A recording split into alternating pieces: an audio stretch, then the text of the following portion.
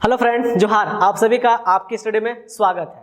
तो चलिए आज हम लोग पढ़ने जा रहे हैं लेखक परिचय। इसके पहले भी हमने लेखक परिचय के बारे में पढ़ चुका है, जैसे श्रीनिवास पांडरी, ठीक है, डॉक्टर ए.के. झा, ठीक है, उसके बाद जैसे विश्वनाथ दसौंधीराज, बी.एन. होदार, इन सारे चीज़ों के बारे में हमने पढ़ चुका है।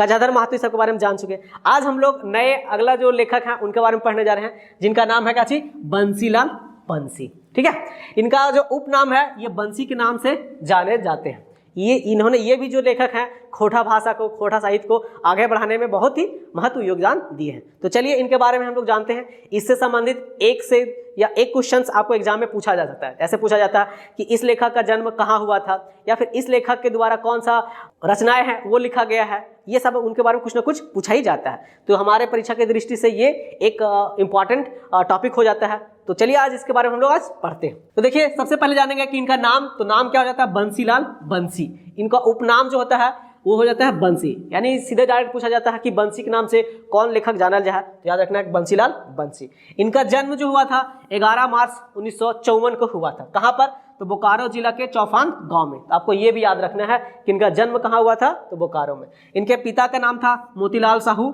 और ये बासनी देवी। ये एक किसान परिवार से संबंधित रखते थे, है ना। इनके पिताजी किसान थे, तो वही किसानी का काम ये भी किया करते थे। तो ये भी याद रखना है। आगे चलिए इनके शिक्षा के बारे में जानते हैं कि इन्होंने शिक्षा कहाँ से किया। तो इनका जो शुरुआती शिक्षक था, जो बचपन वाला शिक्षा था पढ़ाई, वो वही कंप्लीट किए थे। कहाँ से? तो अपने शिक्षा गांव से ही किए थे। तो याद रखना कि 1969 में ये इन्होंने मैट्रिक पास किया। कहाँ से? तो बस अपना गांव से ही किया। उसके बाद इन्होंने स्नातक के साथ साथ पत्रकारिता में भी डिप्लोमा किया। ठीक है, जब ये स्नातक कर रहे थे तो साथ साथ में एक एक्स्ट्रा जो होता है डिप्लोमा का डिग्री वो भी ले लिया। ठीक है, इन्होंने। उसके बाद इनके द्वारा रचित जो है डिडक डोवानी एक प्रबंध काव्य है, जो कि खोटा के लिए क्या बड़ी उपलब्धि है। अब याद रखना आपको कि प्रबंध काव्य क्या होता है। चलिए अब समझते हैं प्रबंध काव्य क्या होता है। ठीक है, प्रबंध काव्य जो होता है कि जैसे प्रबंध काव्य उसको कहते हैं, जैसे कोई कहानी है, कहानी को हम लोग कविता के रूप में लिखते हैं तो उसको हम लोग प्रबंध काव्य कहते हैं। अब प्रबंध काव्य दो प्रकार का होता है, एक होता है महाकाव्य, ठीक है, याद रखना है, और एक होता है खंड काव्य। तो आपको ये भी याद रखना है। महाकाव्य में क्या होता है कि ये थोड़ा सा कोई लंबा कहानी है, ठीक है, तो उसको लिखा जाता है कविता के रूप में। और खंड काव्य होता है कि जैसे कोई छोटी कहानी है तो उसको लिखा जाता है। ठीक है, तो याद रखना है। जैसे आपको दामोदर कुराय है, तो दामोदर कुराय क्या है? ये खंड काव्य है, मतलब वो छोटी कहानी है।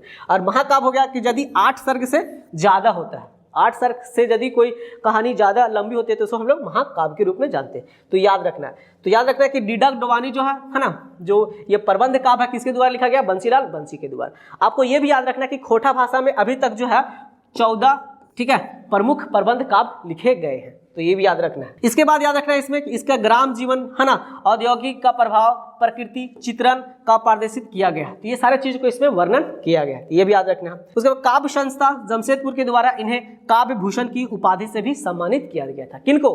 तो बंसीलाल बंसी को। तो ये भी याद रखना है। आगे इनके द्वारा कुछ पंक्तियां जो लिखे हैं ना, वो हम लोग पढ़ते हैं। जैसे बता रहे, डहर डहर और गावे गावे विकासे काम ठावे ठावे, खुशी संदेश आवे लगल मने अंधार भागे लगल।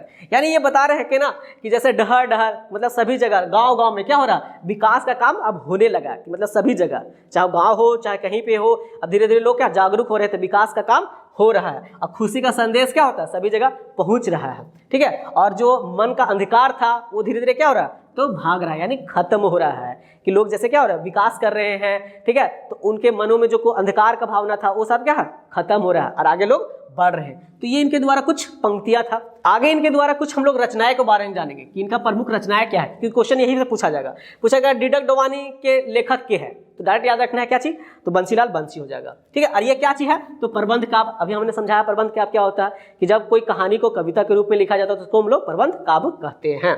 तो ये भी याद रखना है। उसके बाद याद रखना है खोटा दर्पण। खोटा दर्पण जो इनके द्वारा लिखा गया एक महत्वपूर्ण, ठीक है, रचना है, जो कि भाषा संस्कृति परिचय का बताता है। फिर एक रईस का जो है कहानी है, ठीक है, क्या है? एक रईस का कहानी है। दामोदर एक पारसनाथ बॉन्डी डहर यात्रा है। तो ये भी याद रखना है कि दामोदर जो पारसनाथ बॉन्डी डहर यात्रा के लेखक पूछा जाता है। ये एक तरीके से, है ना, डहर यात्रा के जैसे कहीं जा रहे थे तो उसके यात्रा का वर्णन किया अपने शब्दों में, तो उसको बताने का प्रयास किए। फिर इनके द्वारा एक इंपॉर्टेंट लिखा गया कि, है ना, माटिक मैल धोवा। ठीक है, ये एक कविता संग्रह है। क्या है ये? कविता संग्रह। ये भी आपको इंपॉर्टेंट है, याद रख लेना। फिर 1972 से बोकारो तक इस्पात कारखाना में इन्होंने क्या किया? ऑपरेटिव पद पर भी काम किया था। तो ये भी इनके बारे में याद रखना है। ठीक है, अब आपको एक कमेंट बॉक्स में बताना है ना, लास्ट में कि अजगर नाटक के, ठीक है, अजगर नाटक के, ठीक है, ये आपको बता देना है कि अजगर नाटक के लेखक कौन है, ठीक है। ये तो ये था इनके द्वारा कुछ, है ना, लेखक परिचय जो हम लोग इनके बारे में जान चुके हैं, समझे। हम उम्मीद करते हैं कि आपको अच्छा लगा होगा तो इसे लाइक करें, सब्सक्राइब करें हमारे चैनल को और अपने दोस्तों के साथ जरूर शेयर करें। धन्यवाद।